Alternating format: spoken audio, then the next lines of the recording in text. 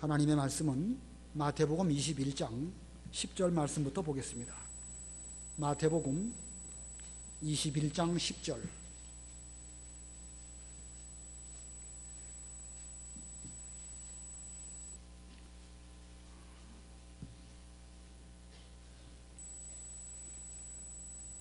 예수께서 예루살렘에 들어가셨을 때에 온 성읍이 소동하며 말하기를 이 사람이 누구냐 하니 무리들이 말하기를 이분은 갈릴리 나사렛에서 오신 선지자 예수님이시다 라고 하였다. 예수께서 성전에 들어가셔서 성전에서 사고 팔고 사는 자들을 모두 내쫓으시고 환전상들의 상과 비둘기를 파는 자들의 의자를 뒤엎으시고 그들에게 말씀하시기를 내 집은 기도하는 집이라고 불려질 것이다 라고 기록되었는데 너희가 그것을 강도들의 소굴로 만들고 있다 하셨다. 성전에 있던 맹인들과 앉은 맹이들이 예수께 다가오자 예수께서 그들을 고쳐주셨다.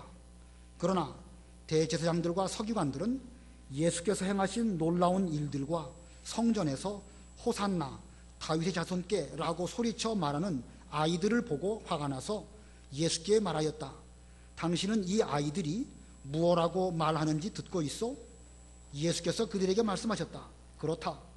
너희는 어린아이들과 젖먹이들의 입에서 나오는 찬양을 온전하게 하셨다 라고 하신 말씀을 도무지 읽지 못하였느냐? 예수께서 그들을 떠나 성 밖 베다니로 가셔서 거기서 밤을 지내셨다. 거기까지 봉독하겠습니다. 오늘 예수님께서는 나귀를 타고 예루살렘에 입성하시고 이제 며칠 있으면 유월절을 지나고 또 유월절 이후에 무교절을 또 지키는 이런 즈음입니다. 예수님께서는 이 유월절과 그 뒤에 있는 무교절 준비를 위해서 오늘 본문에 여러 가지 준비하신 것을 발견할 수 있는데, 그래서 오늘 제목이 예수님의 무교절 준비입니다. 예수님의 무교절 준비. 자, 예수님께서 예루살렘에 입성하실 때는 유월절을 얼마 앞둔 그 시점입니다. 요일로 치면 월요일 날 예루살렘에 입성하셨는데 그 유대 달력으로 유월절은 1월 14일입니다. 그리고 이 14일 이후부터 7일 동안을 무교절로 지킵니다. 그러니까 유월절과 무교절은 개념적으로 보면 다른 날이에요. 유월절이 있고 유월절 이후부터 7일 동안을 무교절로 지키는데 이 구약시대에 이 유월절과 무교절은 거의 같이 지키는 그런 그 즈음이었기 때문에 혼용적으로 사용하고 있습니다만은 그 개념은 좀 다른 면이 있습니다. 무교절, 무교절이라는 말은 없을 무자에 누룩교자를 씁니다. 누룩교 혹은 발효할 때 그 효자로도 읽어지는데 누룩 없이 지내는 절기, 그래서 무교절이라고 합니다. 이 기간 동안 집안 전체에 누룩이 들어오지 못하도록 대청소를 하는 것이고 먹는 음식에도 누룩이 들어가지 아니한 그런 떡을 먹었기 때문에 그 절기를 무교절이라고 하는 것입니다. 이 구약시대의 이 누룩은 곧 죄를 상징합니다. 이스라엘 백성들이 유월절에 그 어린 양의 대속으로 말미암아 구원을 받았다고 한다면 다시는 죄 가운데 사는 생활을 하지 않아야 될 것을 기억하도록 하시려고 무교절을 지키게 하신 것입니다. 이 구약시대의 유월절, 예수님은 유월절 양으로 이제 십자가에 죽으셨습니다. 그러니까 구약시대의 유월절은 신약시대의 부활절과 같은 날입니다. 정확하게 같은 날은 아니지만 2, 3일 차이는 있지만 절기적으로 같은 때인 것입니다. 그러므로 이 예수님께서 이 유월절과 무교절을 잘 준비하신 것처럼 오늘날 우리들은 부활주의를 준비함에 있어서 예수님의 그 준비하신 정신과 같이 우리도 잘 준비해서 구원받은 대속받은 하나님의 성도로서 우리 가운데 죄가 없도록 그렇게 잘 준비하심으로 이번 부활절을 잘 준비하시는 우리 모두들이 다 되어야 되겠습니다. 자, 예수님께서 무교절을 어떻게 준비하셨는가? 먼저 두 가지를 말씀을 드리면, 먼저는 성전을 둘러보신 것입니다. 성전을 둘러보심. 10절 보면 예수께서 예루살렘에 들어가셨을 때에 온 성읍이 소동하며 말하기를 이 사람이 누구냐 하니 무리들이 말하기를 이분은 갈릴리 나사렛에서 오신 선지자 예수님이시다라고 하였다. 자, 예수님께서 갈릴리에서부터 예루살렘까지 올라오셨습니다. 늘 갈릴리 지역에서만 복음을 전하셨었는데 예루살렘에 오시니까 예루살렘 사람들은 좀 낯선 면이 있어서 이분이 도대체 누구냐 하고 사람들이 소동이 났었습니다. 그때에 주님과 함께 온 그 무리들이 이분은 갈릴리 나사렛에서 오신 선지자 예수님이시다 이렇게 말해 주었습니다. 그리고 12절 보면 예수께서 성전에 들어가셔서, 예수님께서 성전에 들어가셔서, 오늘 본문은 보면 나귀를 타고 입성하신 예수님께서 성전에 바로 들어가시고 그리고 성전에서 성전을 정결케 하신 것으로 기록되어져 있습니다. 그러나 이 마가복음 11장을 보면 예수님께서 먼저 입성하시고 성전을 잘 둘러보신 다음에 베다니에 가셔서 하룻밤 또 주무시고 다음날 성전에 들어오셔서 성전을 정결케 하셨습니다. 그러므로 우리 주님께서는 먼저 성전을 둘러보신 일을 먼저 하신 것입니다. 마가복음 11장 11절 읽어보시기 바랍니다. 마가복음 11장 11절 예수께서 예루살렘에 이르러 성전으로 들어가셔서 모든 것을 둘러보신 후에 날이 이미 저물었으므로 12제자와 함께 베다니로 나가셨다. 예, 성전을 둘러보셨다. 성전을 둘러보셨다는 것이 중요합니다. 자, 이 일은 십자가 대속을 앞두시고 그 성전을 정결케 하시기 위해서 성전이 지금 어떤 상황인가 쭉 살펴보셨습니다. 예수님은 자신의 몸을 대제사장으로서 하나님께 제물로 드릴 이런 제사를 이제 앞두고 계십니다. 그러므로 대제사장으로서 성전을 잘 살펴보는 것은 마땅히 해야 할 일일 것입니다. 이 구약의 성전은 장차 오실 예수님의 몸을 상징하는 그림자입니다. 구약시대에 여러 성전들이 있었는데 그 성전들은 예수님의 몸을 상징하는 그림자이고 예수님의 몸은 그 성전의 그림자가 나타내는 본체인 것입니다. 그러므로 성전의 본체이신 예수님께서 성전의 그림자인 그 눈에 보이는 건물을 쭉 돌아보셨습니다. 여기서 우리가 발견하는 중요한 원리는 예수님은 눈에 보이는 성전을 소중히 여기셨다는 것입니다. 눈에 보이는 성전이 비록 여러 가지 문제가 지상 가운데에선 있을 수 있을지라도 그걸 부정하지 아니하시고 소중히 여기셨다는 사실, 아주 중요한 이 진리입니다. 예수님 당시의 성전, 그 성전을 우리는 헤롯 성전이라고 말합니다. 헤롯 왕이 유대인들의 환심을 사기 위해서 그 이전에 스룹바벨 성전을 허물고 더 큰 규모로 성전을 지었습니다. 그 성전은 여러 가지 미석으로 지었고 굉장한 규모를 자랑합니다. 그러나 그 성전이 그 지어진 그 배경은 정치적인 목적으로 지어진 것이죠. 그런 면으로 보면 무슨 성전을 정치적인 목적으로 짓느냐라고 생각하면서 좀 그 성전에 대해서 못마땅하게 여길 수도 있지 않을까 그런 생각이 들지만 그러나 예수님께서는 그러지 않으셨습니다. 예수님 출생하셨을 때에 예루살렘 성전에 가셔서 결례를 행하셨습니다. 12살 즈음 되셨을 때에 예루살렘에 올라가셨고 그리고 거기서 그 예수님의 육신의 부모님들에게 말씀하시기를 내가 내 아버지 집에 있어야 함을 모르셨습니까? 예수님께서는 성전을 내 아버지의 집이라고 말씀하셨습니다. 오늘 본문에서도 내 집은 기도하는 집이라 그 성전을 가리켜서 내 집이라고 말씀하셨습니다. 자, 예수님께서 이 헤롯 성전이라 할지라도 그것을 인정하시면서 내 집이라고 말씀하셨습니다.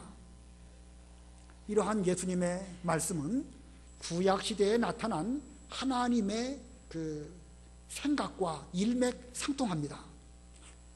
하나님께서는 모세 때의 성막, 그러니까 장막으로 된 그 성막이죠. 텐트입니다. 그 성막 안에 언약궤로 임재하셨습니다. 성막이니까 여러 가지 불편한 것들이 많이 있었겠죠. 그러나 한 번도 하나님께서는 성막이라고 해서 불편해 하신 적이 없으십니다. 다윗 왕이 자기를 위해서는 백향목궁을 잘 만들어 놓고 거기에 머물 때에 나는 이렇게 백향목궁에 거하면서 하나님의 언약궤는 휘장 아래에 있구나, 내가 하나님을 위해서 좀 성전을 건축해 드리면 좋겠다, 이런 선한 마음을 품었지만 하나님께서는 내가 언제 나를 위하여 백향목 집을 지어달라고 말한 적이 있느냐라고 하셨습니다. 하나님께서는 장막이라고 해서 그 장막을 못마땅히 하시거나 불편해하신 적이 없으십니다. 솔로몬 왕 때에 아름다운 금으로 성전을 지었지만 하나님은 그 아름다운 금이라고 해서 더 기뻐하신 적도 없으시고, 수르바벨 때에 성전의 규모가 예전 솔로몬 성전보다 적다고 해서 못마땅히 하시지 아니하시고, 오히려 이전에 나중 영광이 이전 영광보다 더 클 것이다. 다시 한번 하늘과 땅을 이 성전으로 말미암아 진동하게 할 것이다. 이런 예언의 말씀을 학개를 통하여 주셨던 것입니다. 그리고 보면 하나님이나 또 예수님께서도 성전의 외적인 형태를 보시고 무엇라고 하신 적이 성경에는 한 군데도 없습니다. 오늘날로 말한다고 하면 이 예배당이 곧 구약의 성전의 한 그 예표라고 할 수 있는데, 이 예배당의 규모나 외부적인 어떤 형태 이런 것 때문에 하나님은 우리에게 대해서 왜 예배당을 이런 정도로 지었느냐 말씀하시지 않는다는 것입니다. 그러므로 우리는 이 예배당의 외적인 거 자랑할 것도 없고, 외적인 것이 좀 부족하다 할지라도 그것 때문에 또 의기소침할 필요도 없습니다. 이러한 원리는 꼭 눈에 보이는 예배당뿐만 아니라 우리 한 사람 한 사람을 두고도 역시 마찬가지입니다. 여러분 한 사람 한 사람은 예수님께서 거하시는 하나님의 성전입니다. 자, 하나님께서 찾아오셔서 여러분 속에 거하시는 가운데 계십니다.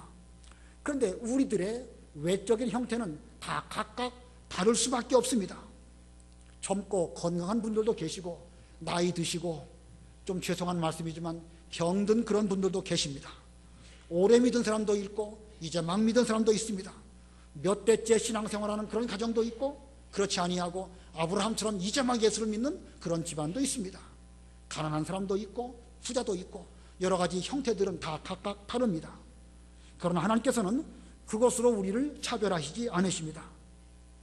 여기 젊고 건강하고 힘있는 분들은 솔로몬 성전과 같이 하나님을 위해서 우리가 힘있게 일해드리는 이런 하나님의 성전이 되어야 될 것이고, 또 나이 드시고 혹시 좀 병든 분이라고 할지라도 하나님께서는 모세 때에 지은 그 성막을 통해서 구름 기둥과 불 기둥으로 함께 하시는 그 하나님이 오늘날 나와도 함께 하신다. 비록 내가 육신에 병들고 늙어서 뭐 제대로 뭘 할 수 없다 할지라도 하나님은 그걸 가지고 뭐라고 하시는 분이 아니시다. 이런 그 마음가짐을 가져야 될 것입니다. 그러므로 우리는 외적으로 좀 부족해도 괜찮습니다. 얼마든지 하나님도 예수님도 우리 모두를 귀하게 보시는 것입니다. 오늘날도 예수님께서 예수님의 성전인 여러분들을 살펴보고 둘러보고 계십니다. 여러분은 여러분 자신을 예수님께서 귀하게 보시는 예수님의 성전으로 알고 여러분 스스로도 자신을 존귀하게 여겨야 될 것이고, 또 그런 믿음의 자존심을 가지고 신앙생활을 끝까지 잘 하시는 여러분들이 다 되시기를 바랍니다. 그 다음에 또 두 번째로 예수님께서 무교절을 위해서 어떻게 준비하셨는가? 성전에 누룩을 제거하셨습니다. 성전을 돌아보신 예수님께서는 성전 안에 있는 누룩을 발견하셨습니다. 본문 12절 13절 읽으시기 바랍니다. 12절 예수께서 성전에 들어가셔서 성전에서 팔고 사는 자들을 모두 내쫓으시고 환전상들의 상과 비둘기 파는 자들의 의자를 뒤엎으시고 그들에게 말씀하시기를 내 집은 기도하는 집이라고 불릴 것이다 라고 기록되었는데 너희가 그것을 강도들의 소굴로 만들고 있다 하셨다. 예수님께서는 대제사장으로서 자신의 몸을 하나님께 제물로 드리셔야 되는데, 그러기 위해서 먼저 성전을 잘 살피셨습니다. 자, 제사를 앞두고 성전을 정결케 하셔야 했습니다. 즉 누룩을 제거해야 되는 것입니다. 출애굽기 13장에 보면 무교절을 지킬 때에 그 집 안에 자기 경내에 모든 누룩들을 다 없애도록 말씀하셨습니다. 출애굽기 13장 7절 그것도 읽어보세요. 출애굽기 13장 7절 7일 동안에는 누룩 넣지 않은 빵을 먹되 누룩 넣은 빵이 내게 보이지 않게 하고 너의 모든 경계 안에서 누룩이 내게 보이지 않게 하여라. 너의 모든 경계 안에서 누룩이 내게 보이지 않게 하여라. 너의 모든 경계, 우리가 살아가고 있는 주거지 내의 모든 경계 안에 누룩은 일절 없도록 그렇게 주의하여라. 자, 예수님 입장에서 예수님의 경계, 예수님의 거하시는 집, 거기가 어디겠습니까? 바로 성전입니다. 성전은 곧 예수님의 집입니다. 내 집은 기도하는 집이라. 그러므로 예수님께서 예수님의 집에 있는 누룩을 제거하셔야 했습니다. 그러면 당시 헤롯 성전에 있었던 누룩들은 무엇일까? 그 죄가 무엇일까? 당시에 유월절이 되면 유대인들은 멀리 있든 가까이 있든 하나님 앞에 나와서 제물을 드리고 그리고 유월절을 지켜야 됐습니다. 그래서 멀리 있는 사람들, 저 갈릴리 지역에 있는 사람들은 며칠을 걸어서 소나 양을 끌고 와야 되는데, 소나 양을 끌고 오다가 소나 양들이 지치거나 병나거나 혹은 다치거나 그러면 흠 있는 제물이기 때문에 온전한 제물로 드릴 수가 없습니다. 그래서 성전 근처에 와서 그 소나 양을 돈 주고 사가지고 그걸로 제사를 하기도 했습니다. 뭐 편리를 위해서 그렇게 한 것이고 그것 자체가 죄다 이렇게 말할 수는 없습니다. 그런데 시간이 점점 흘러가면서 성전 근처에서 별도로 길러진 소나 양들은 웃돈을 얹어가지고 비싸게 붙였습니다. 또 소나 양이 흠이 없는 것인지 있는 것인지 그 판별을 하는 사람은 제사장들이 그런 일들을 하다 보니까 그 이권에 그 제사장들이 개입하게 되었습니다. 점점 이러한 일들은 하나의 사업이 되어서 성전 안에서까지 매매가 이루어지게 된 것입니다. 우리가 생각해 보기에는 편의를 위해서는 그럴 수도 있지 않을까 생각이 되지만 그것이 곧 누룩이 되었고 그것이 곧 죄로 되었던 것입니다. 누룩이란 게 보일 듯 안 보일 듯 그런 거죠. 뭐 누룩이 여기도 아마 누룩 곰팡이가 많이 있을 것입니다. 그러나 보이진 않죠. 마찬가지입니다. 성전에서 하나님께 제사를 드릴 때에 흠없는 제물을 드리기 위해서 그 소나 양을 산다 판다 다 필요한 일이지만 그러나 거기에도 죄가 깃들어서 하나님 보시기에 합당치 못한 그런 일들이 심지어 성전 안에도 있었던 것입니다. 돈 바꾸는 환전상도 마찬가지입니다. 분명 레위기에는 하나님께 드리는 돈은 성소의 세겔로 드려라 이렇게 말씀하고 있습니다. 성소의 세겔. 그러니까 이 유대인들이 구약시대에 통용되었던 그런 돈이 세겔인데 예수님 때에는 그런 돈이 일반적으로 통용되지 아니하였습니다. 로마 화폐나 헬라 화폐인 그 데나리온이나 문화 이런 것들이 주로 사용되어졌습니다. 그러므로 그런 돈을 갖고 있던 사람들은 성전에 와가지고 세겔로 바꾸어서 이제 하나님께 드려야 되는데 거기까지는 좋은데 거기에도 역시 제사장이나 서기관들의 이권이 개입되어지게 되었습니다. 겉으로는 별 문제 없는 것처럼 보이지만 그 속에는 썩어가고 있었습니다. 이것이 누룩이고 이것이 곧 죄였습니다. 여기에 개입된 이권들이 얼마나 컸을까? 지금 우리가 그거를 추정하기는 쉽지 않지만 당대의 유명한 역사학자 요세푸스의 기록에 의하면 한 20만 명 이상 되는 사람들이 유월절에 예루살렘에 올라가서 하나님께 제사를 드린 것으로 보고 있습니다. 자, 20만 명이 올라와서 소나 양을 사기도 하고 또 돈을 환전하기도 했다. 자, 그러면 거기에 개입된 그 이권이 얼마나 큰지 충분히 알 수 있죠. 그러나 그 이권 문제의 배후에는 제사장들이 있었고 서기관들이 있었습니다. 자, 누구도 감히 그들에게 대해서 함부로 말할 수가 없었습니다. 그냥 그러려니 하고 넘어갈 수밖에 없는 그런 형편이었는데 이때에 참 대제사장이신 예수님께서 그리스도의 권능으로 이 누룩들을 성전에서 제거하셨습니다. 예수님은 거룩하신 분노로 강도 같은 자들의 더러운 행위에 당당히 맞서서 하나님의 성전을 깨끗한 성전으로 만드시려고 이렇게 앞장서셨던 것입니다. 이렇게 예수님께서는 성전의 누룩을 제거하심으로 무교절을 준비하셨습니다. 예수님께서 이렇게 무교절을 당하여서 성전을 정결케 하셨는데 이 성전을 정결케 하신 결과가 또 무엇일까? 대제사장의 권위로 예수님께서 성전을 정결케 하셨는데 그 결과가 또 본문에 몇 가지가 있습니다. 그 중에 첫 번째는 만민이 기도하는 집이 되었습니다. 강도의 소굴과 같은 그런 성전이었었지만 예수님으로 말미암아 그 성전을 깨끗하게 하였을 때에 만민이 기도하는 집이 되었습니다. 13절에 그런 말씀이 있죠. 내 집은 기도하는 집이라고 부릴 것이다. 이 말씀은 이사야 56장 7절에 있는 말씀을 인용하여서 이 말씀을 하신 것입니다. 한번 읽어보겠습니다. 이사야 56장 7절. 이사야 56장 7절.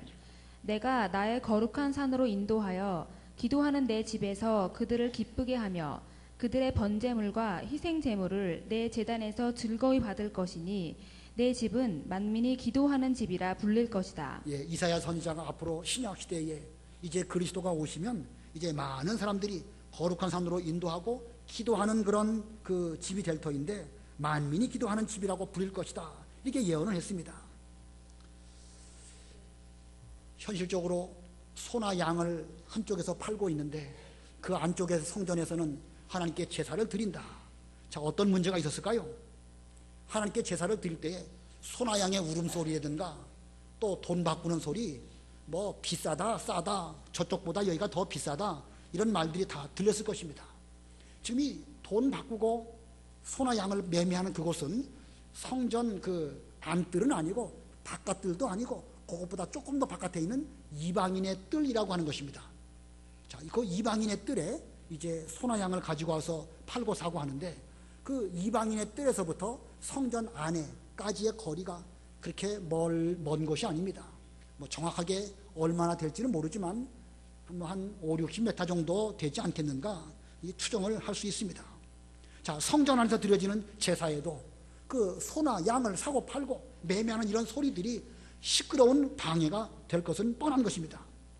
또 한편으로 먼 곳에서 어렵게 기회를 봐서 하나님의 절에 나와서 참 이 유월절을 잘 은혜롭게 지키려고 올라온 사람들이 있었는데 그 사람들이 기도할 때 기도가 방해를 받는 것입니다. 시끄러워서 방해를 받을 뿐만 아니라 그들이 재물을 사거나 팔거나 했을 때에 아무래도 비싼 값으로 살 수밖에 없겠죠. 비싼 값으로 산 그 사람은 저기 가면 더 쌀 수도 있는데 차라리 집에서부터 소나 양을 가지고 올 걸 하다 보면 속상해가지고 하나님께 드려지는 그 기도가 제대로 되지 않았을 것입니다. 그러나 이제 예수님께서 그 성전을 정결케 하신 그 시점부터는 더 이상 시끄러운 소리가 성전에서 사라졌습니다. 성전 안팎이 조용해지게 되었고 제사는 제사대로 하나님 앞에 거룩하게 드려지게 되었고 또 백성들 멀리서 올라온 그 사람들도 진심으로 기도하는데 방해받지 않는 이런 상태가 된 것입니다. 오늘날 우리 몸은 예수님께서 거하시는 성전입니다. 우리는 많이 부족해도 예수님께서 우리 안에 거하십니다. 예수님은 이 나라고 하는 이 성전이 크냐 작으냐 화려하냐 그렇지 못하냐 이거 탓하시지 않습니다. 그러나 우리 속에 누룩이 있다고 하면 우리 속에 죄가 있다고 하면 우리 주님께서는 분명 진노하실 것입니다. 이는 하나님의 성전이 강도의 소굴이 되는 것이기 때문에 우리 성전의 주인이신 주님께서 그냥 보고 계시지 아니하실 것입니다. 그러므로 우리는 이 부활절 무교절을 앞두고 우리 영적 성전의 영적인 대청소를 해야 되는 것입니다. 여러분도 여러분의 삶을 한번 잘 살펴보시기 바랍니다. 혹시 여러분 심령 속 예수님 거하시는 그 성소가 뭔가 와글와글 시끄러운 그런 복잡한 일들이 없지 아니한가? 뭐 이 금전 문제 때문에 와글와글하다? 그러면 그것이 예수님께서 거하실 수 없고 기도가 제대로 되지 않는 그런 그 상태가 될 것입니다. 인간관계로 불편하고 복잡하다, 얽히고 설켰다, 그래서 기도가 안 된다, 그것이 바로 누룩인 것입니다. 근심 걱정이 여러분 마음속에 있다, 그래가지고 기도가 제대로 안 된다, 그건 역시도 제거해야 될 누룩인 것입니다.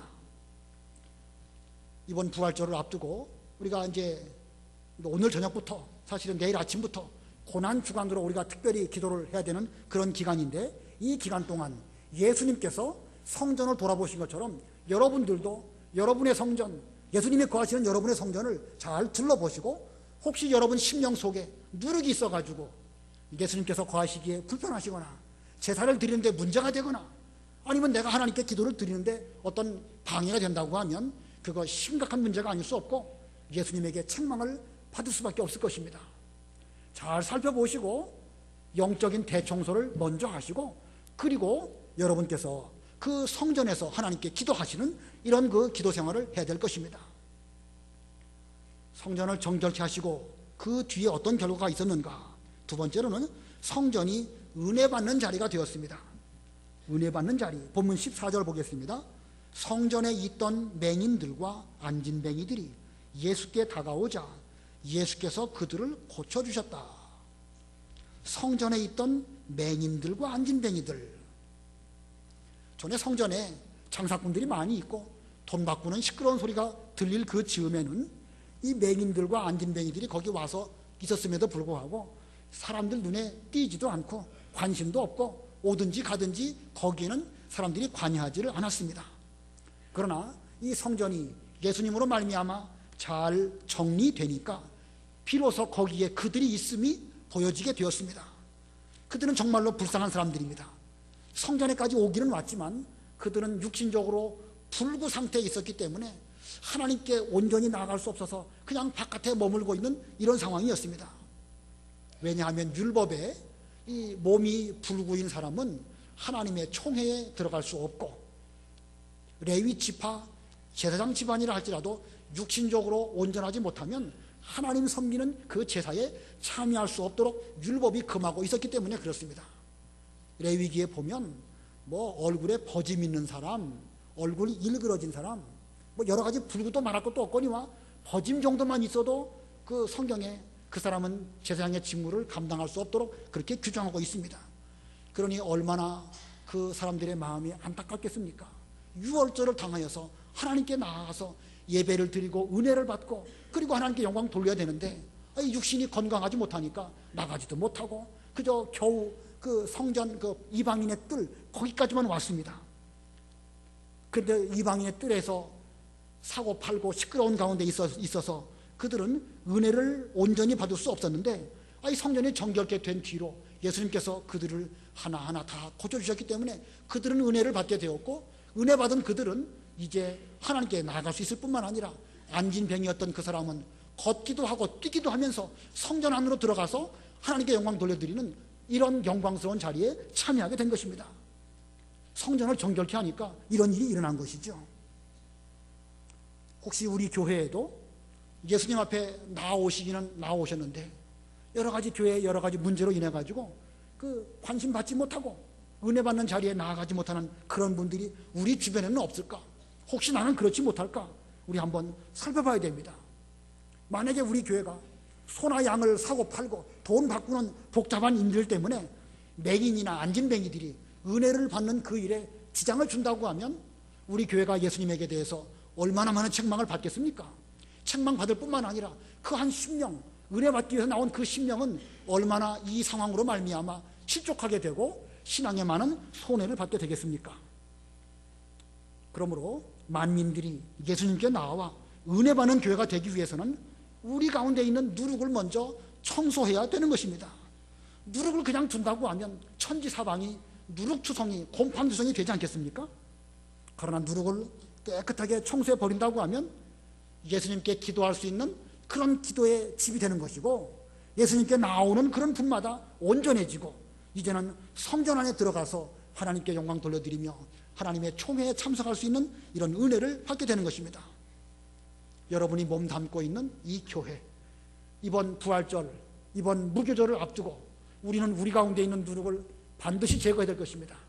이 누룩을 제거하는 것은 우리의 그 마땅한 본분이기도 하거니와 이렇게 되어질 때에 온 성도들이 함께 은혜를 받게 되는 것입니다. 우리가 밖에 나가서 전도하는 일 쉽지 않습니다. 전도지를 만장을 돌려도 한 10명 얻기가 어렵습니다. 그러나 자기 발로 은혜 받기 위해서 우리 교회로 나오셨는데 그 사람이 여러 가지 다른 일들로 인해 가지고 은혜 받는 일에 지장을 준다?